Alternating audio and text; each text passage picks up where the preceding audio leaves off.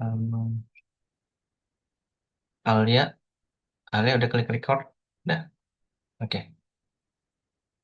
Oke, monggo. Nazri. Monggo sekalian buka aja sih Mas ya. Uh, Oh udah direkam nih.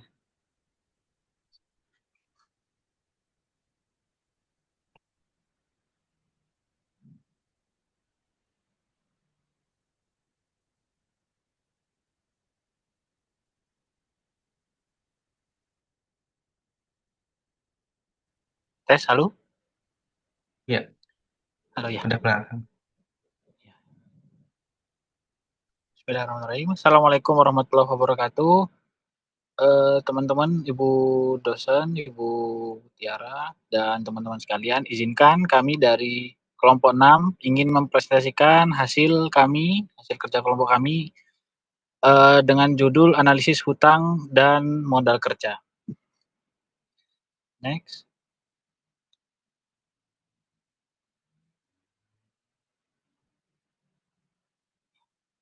Analisis laporan keuangan, analisis hutang dan modal kerja eh, dari kelompok 6, saya sendiri terdiri dari Nazri Hatami, Bagia Raja Parulian, Valerino Ananta, Awal Ramadi, Alia Larsati, Andre Etovani, Devina Rizky Almira, Muhammad Rizal Wahyudi, Jodia Reksa Pradipta, Sondi Amar Argi Subagia, dan Nimade Sri Melandari.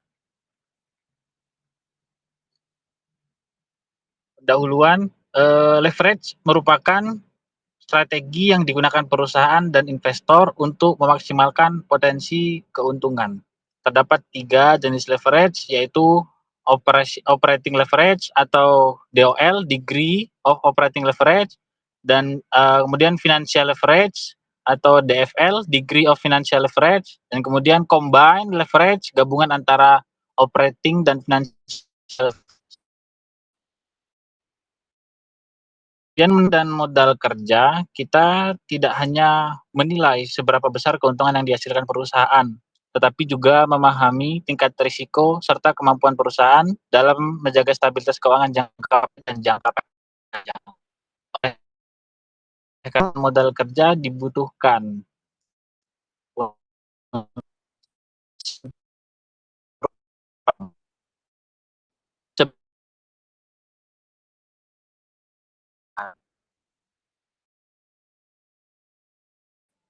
selanjutnya dilanjutkan oleh rekan saya.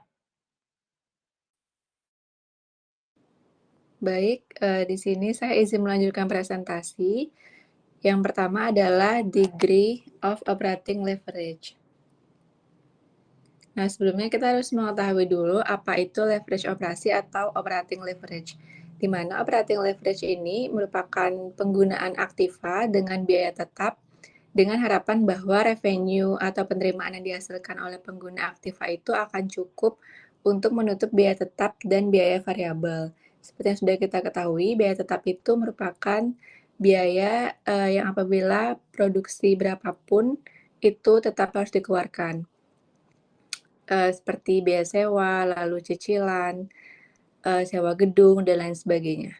Sedangkan degree of operating leverage atau DOL ini merupakan suatu indikator yang dimaksudkan untuk mengukur persentase perubahan laba operasi karena adanya persentase perubahan penjualan. Dan DOL ini digunakan untuk menganalisis resiko operasional perusahaan, khususnya terkait struktur biaya. Dan perusahaan dengan biaya tetap yang tinggi akan memilih DOL yang tinggi, akan memiliki DOL yang tinggi, sehingga lebih sensitif terhadap fluktuasi penjualan. Untuk rumus DOL sendiri adalah persentase perubahan EBIT atau earnings before interest tax dibagi dengan persentase perubahan penjualan. Next. Nah, terdapat 4 komponen degree of operating leverage. Yang pertama adalah penjualan, di mana penjualan ini sangat berpengaruh langsung terhadap DOL karena menjadi dasar perubahan laba operasi. Nah, semakin besar perubahan penjualan, maka semakin besar pula perubahan terhadap EBIT-nya. Yang kedua adalah biaya tetap atau fixed cost. Fixed cost ini merupakan biaya yang tidak berubah meskipun jumlah produksi atau penjualannya berubah. Semakin tinggi proporsi biaya, semakin tinggi proporsi biaya tetap dibandingkan dengan biaya variabel, maka semakin tinggi juga DOL perusahaan. Kemudian yang ketiga adalah biaya variabel. Biaya variabel ini biaya yang berubah secara proporsional dengan volume produksi. Nah, biaya variabel rendah akan meningkatkan margin kontribusi yang pada akhirnya memperbesar efek leverage. Yang keempat yaitu laba operasi atau EBIT, di mana EBIT ini berpengaruh secara terbalik terhadap DOL. Semakin kecil EBIT, DOL akan semakin tinggi, yang menandakan laba operasi ini sangat sensitif terhadap perubahan penjualan.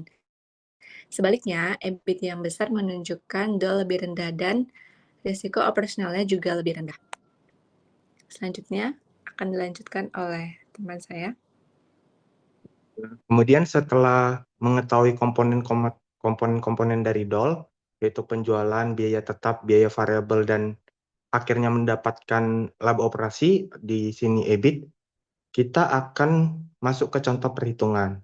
Contoh perhitungan kita ini di data keuangan PT Maju Jaya Tbk, di mana kita akan fokus pada kenaikan penjualan dari 2023 ke 2024, juga kenaikan EBIT dari 2023 ke 2024. Dengan rumus yang sama seperti tadi, persentase perubahan EBIT per persentase perubahan penjualan, kita pertama-tama akan menghitung persentase perubahan EBIT-nya, di mana EBIT 2024 dikurang EBIT 2023, dibagi EBIT 2023, kita dapatkan 10%.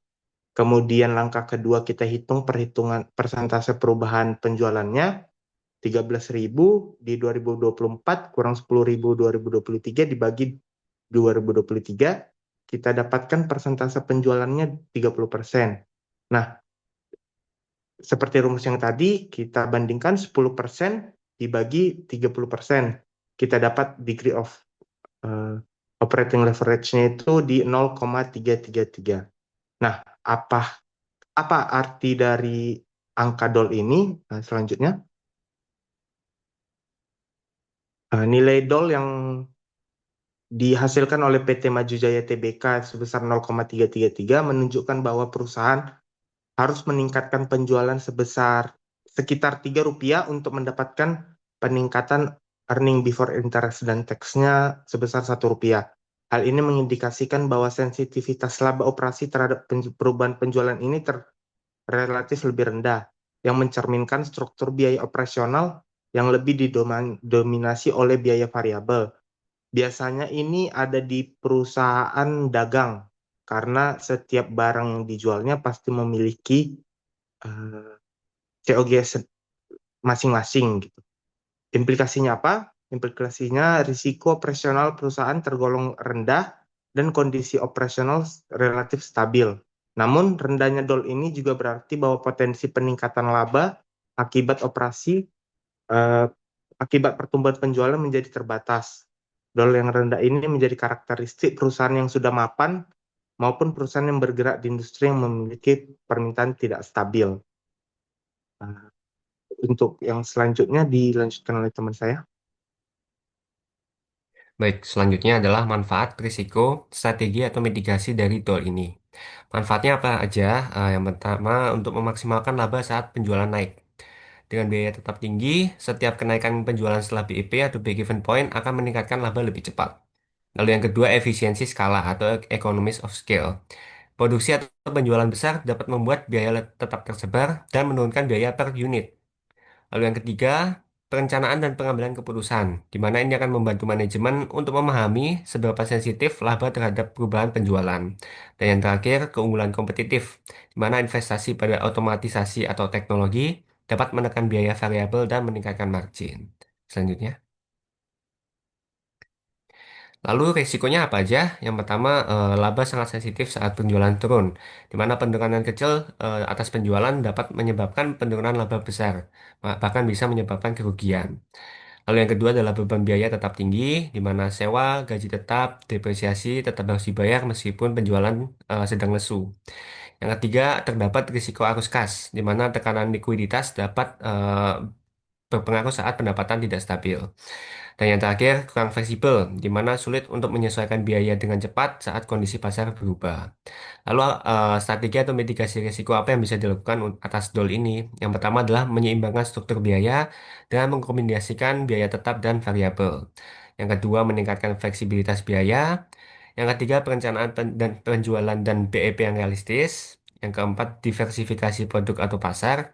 Yang kelima, manajemen kas yang kuat untuk menghadapi fluktuasi. Yang keenam, analisis sensitivitas dan skenario. Dan yang terakhir, investasi secara bertahap. Selanjutnya akan dilanjutkan oleh teman saya. Baik, mohon izin melanjutkan. Yang kedua adalah degree of financial leverage.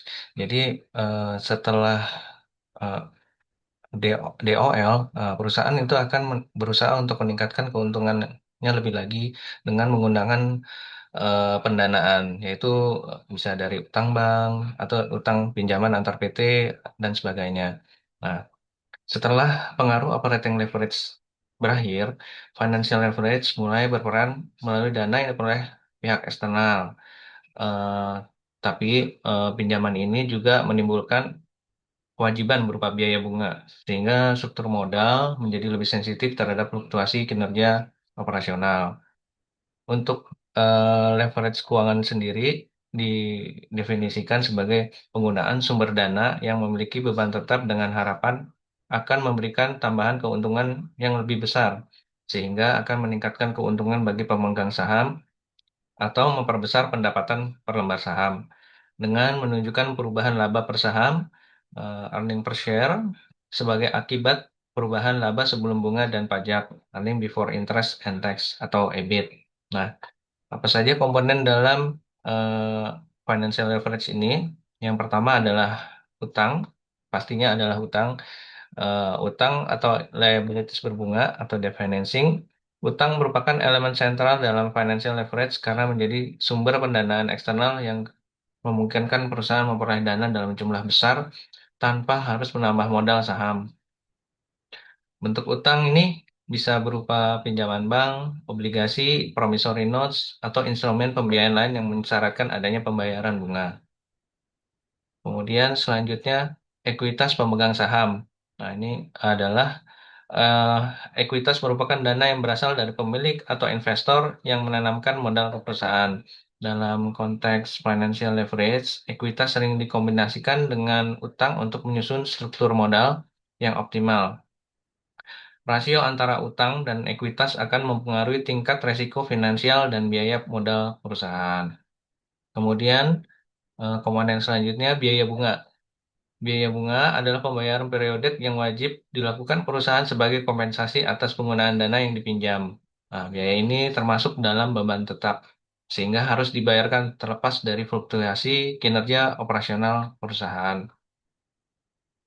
Yang terakhir adalah laba operasi, EBIT, yaitu earning before interest tax. EBIT mencerminkan kemampuan perusahaan menghasilkan laba dari aktivitas operasional sebelum mempertimbangkan pengaruh struktur pendanaan. Dalam analisis financial leverage, EBIT digunakan untuk menilai kecukupan laba operasional dalam menutupi biaya bunga. Nah, kemudian bagaimana untuk menghitung DFL ini? Eh, Sebentar, slide sebelumnya. Nah, Eh, jadi degree of financial leverage ini adalah ukuran yang menunjukkan sejauh mana perubahan dalam laba sebelum bunga dan pajak akan mempengaruhi perubahan laba dan saham. Sehingga rumusnya eh, didefinisikan sebagai DFL sama dengan persentase perubahan EPS dibagi perubahan EBIT. Nah, sekian dari saya. Mau dilanjutkan ke slide berikutnya. Selanjutnya untuk contoh perhitungan dari degree of financial leverage, di sini masih dengan data keuangan PT Maju Jaya Tbk. Diketahui untuk tahun 2023 dan 2024, EBIT-nya untuk 2023 adalah 1.000, kemudian naik menjadi 1.100, beban bunganya dari 400, 2024 juga masih 400, kemudian EBT atau earning before tax-nya 2023 600, dan 2024 menjadi 700. Kemudian diketahui juga bahwa jumlah saham dan tarif pajaknya untuk 2023 dan 2024 adalah tetap. Nah, ini tinggal kita masukkan ke dalam rumus yang tadi sudah dijelaskan sebelumnya. Yang pertama, kita bisa menghitung persentase dari perubahan EBIT-nya, yaitu 1.100 kurangi 1.000 per 1.000 dikali 100% dan mendapatkan angka 10%. Kemudian untuk menghitung EPS-nya, di sini karena tidak diketahui EPS tapi hanya diketahui EBT, namun dalam soal diketahui bahwa jumlah saham dan juga tarif pajaknya tetap untuk 2003 dan 2023 dan 2024, maka untuk perubahan persentase EBIT dan EPS-nya akan sebanding. Untuk perhitungan perubahan EPS-nya 700 min 600 per 600 kali 100% dan menghasilkan angka 16,67%. Kemudian dimasukkan ke dalam rumus mendapatkan angka 1,67. Next. Kemudian untuk interpretasinya, PT Maju Jaya Tbk pada tahun 2024 memiliki DFL sebesar 1,67. Artinya, setiap perubahan EBIT sebesar 1% akan menyebabkan perubahan laba per saham sebesar 1,7%. Hal ini mengindikasikan bahwa perusahaan menggunakan pendanaan berbasis utang sehingga laba pemegang saham menjadi lebih sensitif terhadap perubahan laba operasi atau EBIT. Semakin tinggi nilai DFL, semakin tinggi juga risiko keuangan yang ditanggung perusahaan. Apabila nilai DFL sama dengan 1, maka perusahaan tidak memiliki leverage keuangan atau bisa dikatakan bahwa perusahaan tidak memiliki utang. Kemudian untuk DFL lebih dari 1, mengindikasikan bahwa perusahaan memiliki hutang atau ada leverage keuangan sehingga resiko akan meningkat. Nah, di sini tadi untuk DFL sebesar 1,67 dapat dikatakan bahwa perubahan EBIT akan berdampak lebih besar terhadap EPS-nya. Atau bisa dikatakan apabila terdapat penurunan kinerja operasional kecil pada perusahaan, dampaknya ke pemegang saham akan jauh lebih besar daripada penurunan kinerja operasi tersebut. Next. Selanjutnya akan dijelaskan oleh rekan saya. Baik, selanjutnya adalah manfaat, risiko, dan strategi dari DFL. Yang pertama adalah manfaatnya dulu. Yang pertama, manfaat dari DFL adalah mengungkit EPS saat EBIT naik. Dari contoh perhitungan sebelumnya diketahui perubahan EBIT semula 10%, perubahan EPS 16,67%, dan nilai DFL-nya 1,67. 1,67 ini adalah contoh variable leverage, yaitu biaya bunga tetap membuat EPS bergerak lebih besar daripada EBIT saat kondisinya baik. Manfaat yang kedua, manfaat pajak atas bunga atau tax shield.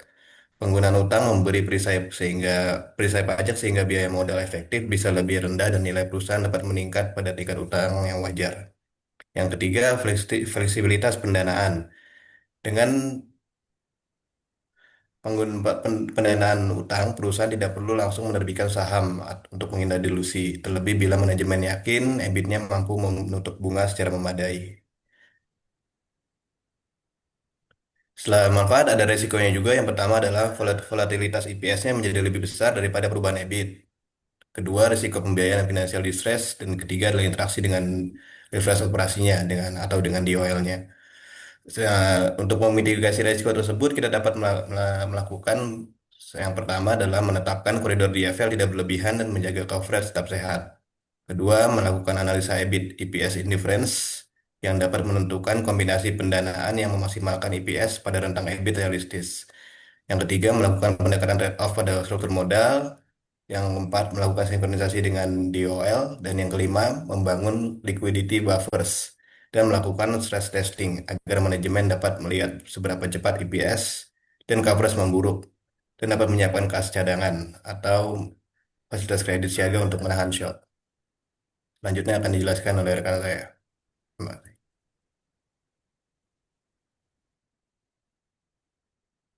Ya, terima kasih. Selanjutnya saya akan menjelaskan terkait DCL atau Degree of Combined Leverage. Degree of Combined Leverage sendiri adalah suatu ukuran dalam analisis keuangan yang menunjukkan tingkat sensitivitas laba bersih atau earning per share terhadap perubahan penjualan. Singkatnya, DCL ini merupakan pengaruh gabungan dari leverage operasional dan leverage keuangan perusahaan. Nah, seperti yang tadi sudah dijelaskan oleh rekan-rekan saya, leverage operasional itu tadi penggunaan biaya tetap operasional seperti depresiasi, sewa, dan gaji tetap dalam struktur biaya perusahaan. Kemudian untuk leverage keuangan, itu penggunaan biaya tetap keuangan, khususnya beban bunga dari utang dan preferensi pembayaran dividen saham preferen. Untuk selanjutnya, saya akan menjelaskan terkait komponen dari DCL. Bisa next, Mas. Nah, komponen dan rumus dari DCL itu tadi dia gabungan dari DOL dan DFL. Jadi komponennya kalau untuk DOL tadi ada gaji manajemen, depresiasi, sewa aset, overhead tetap. DOL sendiri itu menunjukkan seberapa sensitif EBIT terhadap perubahan penjualan. Kemudian untuk DFL ada bunga pinjaman, dividen saham preferen. DFL menunjukkan seberapa sensitif earning per share atau laba bersih terhadap perubahan EBIT. Sehingga rumus DCL adalah DOL dikali dengan DFL. DOL sendiri tadi rumusnya persentase perubahan EBIT dibagi persentase perubahan penjualan. Kemudian untuk DFL tadi persentase perubahan earning per share dibagi persentase perubahan EBIT. Sehingga rumus akhir dari DCL adalah persentase perubahan earning per share dibagi persentase perubahan penjualan. Untuk contoh perhitungannya akan dilanjutkan oleh rekan saya. Selanjutnya, kita akan membahas contoh perhitungan DCL menggunakan data yang sama seperti sebelumnya, yaitu data keuangan PT Maju Jaya Tbk. Seperti yang sudah dijelaskan, rumus menghitung DCL adalah membagi persentase perubahan IPS dengan persentase perubahan penjualan. Berarti langkah pertama yang harus dilakukan adalah menghitung persentase perubahan IPS, yaitu dengan mengurangkan nilai EBIT 2024 dengan EBIT 2023 dibagi EBIT 2023 dikali 100%, maka hasilnya 16,67%. Pada perhitungan ini, data yang digunakan adalah data EBT karena diketahui nilai pajak dan saham tetap selama tahun 2023 hingga tahun 2024, sehingga nilai EPS sebanding dengan nilai EBT. Langkah kedua yaitu menghitung persentase perubahan penjualan, yaitu dengan mengurangkan penjualan 2024 dengan penjualan 2023 dibagi penjualan 2023 dikali 100%, dan didapat hasilnya sebesar 30%. Maka didapat nilai DCL yaitu sebesar persentase perubahan IPS 16,67% dibagi persentase perubahan penjualan sebesar 30% dan hasilnya 0,556. Selanjutnya, nah, interpretasi dari hasil perhitungan DCL sebesar 0,556 menunjukkan bahwa laba per saham atau IPS perusahaan PT Maju Jaya Tbk tidak terlalu sensitif terhadap perubahan penjualan. Artinya setiap perubahan penjualan sebesar 1% hanya akan menyebabkan perubahan IPS sebesar 0,556%. Kondisi ini mengindikasikan bahwa perusahaan memiliki risiko gabungan operasional dan keuangan yang relatif rendah, dengan struktur biaya dan pendanaan yang cukup stabil. Dampak fluktuasi penjualan terhadap laba pemegang saham juga terbatas. Dampak fluktuasi penjualan sehingga perusahaan cenderung memiliki kinerja keuangan yang lebih aman dan stabil, meskipun potensi peningkatan laba saat penjualan meningkat tidak terlalu besar. Kesimpulannya, interpretasi ini menggambarkan perusahaan PT Maju Jaya Tbk memiliki stabilitas keuangan yang baik namun dengan potensi pertumbuhan yang moderat. Selanjutnya akan dibahas oleh teman saya. Manfaat degree of combined leverage atau DLC yaitu yang pertama menilai sensitivitas EPS akibat perubahan penjualan. Yang kedua, membantu manajemen dalam perencanaan laba atau profit planning. Yang ketiga, mengevaluasi dampak struktur biaya tetap dan struktur pendanaan. Yang keempat, menjadi dasar pengambilan keputusan operasional dan pendanaan. Yang kelima, memberi gambaran tingkat keuntungan dan risiko bagi investor. Risiko degree of combined leverage adalah yang pertama itu risiko total perusahaan meningkat jika DLC tinggi. Penurunan kecil penjualan dapat menyebabkan penurunan EPS yang besar. Yang ketiga itu beban biaya operasional dan bunga tetap harus dibayar. Potensi kerugian besar saat kondisi pasar melemah. Yang kelima, ketidakstabilan laba bagi pemegang saham. Selanjutnya, strategi atau mitigasi degree of combined leverage.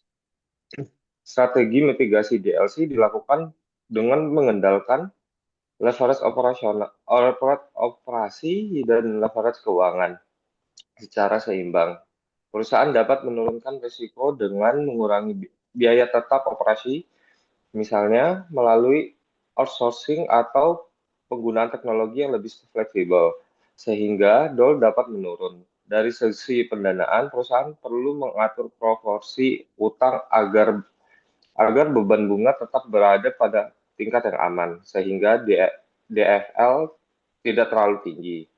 Selain itu, manajemen perlu melakukan analisis sensitivitas dan skenario penjualan untuk memastikan bahwa EPS tetap positif dan dalam berbagai kondisi pasar. Selanjutnya akan dilanjutkan oleh rekan saya. Baik, saya akan menjelaskan mengenai terminologi modal kerja. Yang pertama, modal kerja atau working capital. Modal kerja adalah seluruh aset lancar yang dimiliki perusahaan dan digunakan untuk membiayai aktivitas operasional sehari-hari. Aset ini meliputi kas, piutang, persediaan, dan beban dibayar di muka. Modal kerja menunjukkan besarnya dana jangka pendek yang berputar dalam kegiatan usaha, namun belum mencerminkan kemampuan perusahaan memenuhi kewajiban jangka pendek karena tidak memperhitungkan utang lancar. Kemudian yang kedua, modal kerja bersih atau net working capital.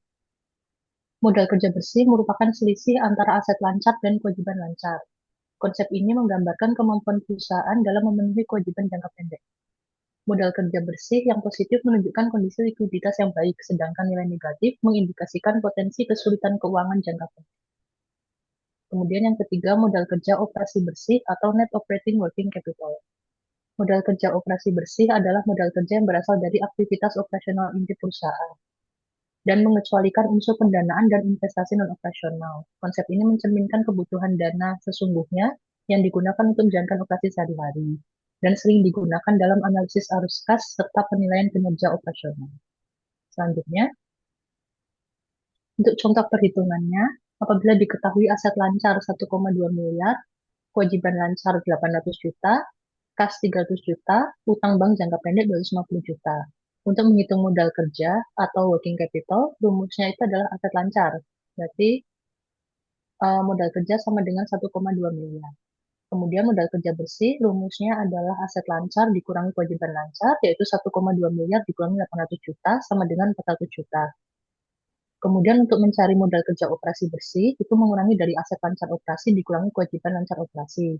Aset lancar operasi itu sama dengan aset lancar dikurangi kas, 1,2 miliar dikurangi 300 juta sama dengan 900 juta. Kemudian kewajiban lancar operasi, rumusnya adalah kewajiban lancar dikurangi utang bank jangka pendek, sama dengan 800 juta dikurangi 250 juta sama dengan 550 juta. Jadi modal kerja operasi bersih atau net operating working capital sama dengan aset lancar operasi dikurangi kewajiban lancar operasi sama dengan 900 juta dikurangi 550 juta sama dengan 350 juta. Next, untuk kesimpulan, analisis laporan keuangan membantu menilai kinerja, risiko, dan struktur biaya perusahaan. Degree of operating leverage mengukur sensitivitas laba operasi terhadap perubahan penjualan dan mencerminkan risiko operasional. Degree of financial leverage menunjukkan dampak penggunaan utang terhadap laba bersih dan risiko keuangan. Degree of combined leverage menggambarkan risiko total perusahaan dari kombinasi leverage operasional dan keuangan. Kemudian modal kerja dan turunannya menunjukkan kemampuan perusahaan menjaga likuiditas dan kelangsungan operasional. Analisis leverage menjadi dasar pengambilan keputusan untuk menyeimbangkan profitabilitas, risiko, dan keberlanjutan usaha. Selanjutnya, ya, terima kasih. Demikian presentasi kami. Apabila ada kesalahan, kami mohon maaf. Wassalamualaikum warahmatullahi wabarakatuh. Oke, kita akhiri ya recordingnya teman-teman.